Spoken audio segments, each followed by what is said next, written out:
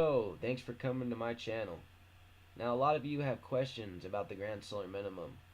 What does increasing volcano activity, hurricanes, floods, the weather events happening all around the globe, what does these things have to do with the grand solar minimum?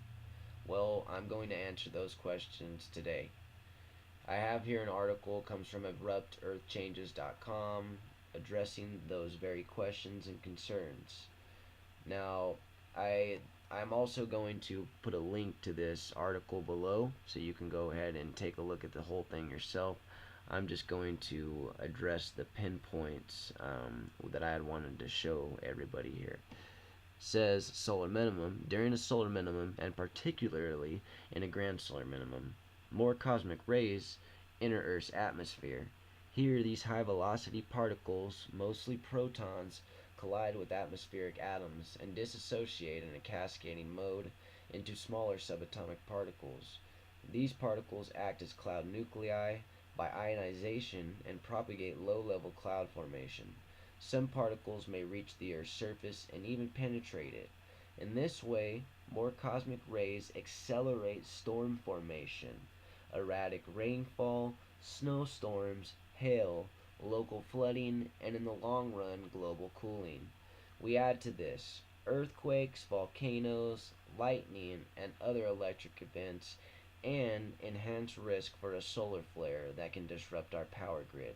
So, what do all the increased activity that we see all around the globe, like the floods, like the earthquakes, like the volcanoes, like the hail, the snowstorms, the weather changes, have anything to do with the grand solar minimum?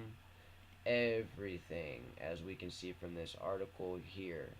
Okay, and there are three main scientists that are doing the research for the grand solar minimum that I am listening to. There's a lot out there, but the three main ones that I'm listening to, and there's a couple different channels on YouTube that I'm listening to as well. Now, the three scientists are going to be Shepard, Zarkov, and Zarkova. They're very qualified, PhDs, masters, doctorate degrees, bachelor's degrees, all of this, okay? Now, they're saying that the shift of our global weather patterns are set to amplify. They did last year 2 times from July through December of 2017, as we had seen from the hurricanes. Now, like a hurricane season like nobody has ever seen in their lifetime, right? Now, guess what's going to happen this year?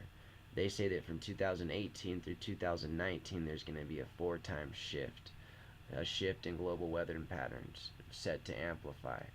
Okay, so we thought last year was bad for the east coast of the United States and for the world. Get ready for this year because it's going to be a 4 times shift, amplify of weather patterns once again. Now, the year after that, in 2019, there's going to be another jump as the spread widens to 6 times the amplification in 2019. Okay, so these events all the way through 2020, 22 are going to increase dramatically. So what are the events that I'm talking about? The same events that we had detailed earlier.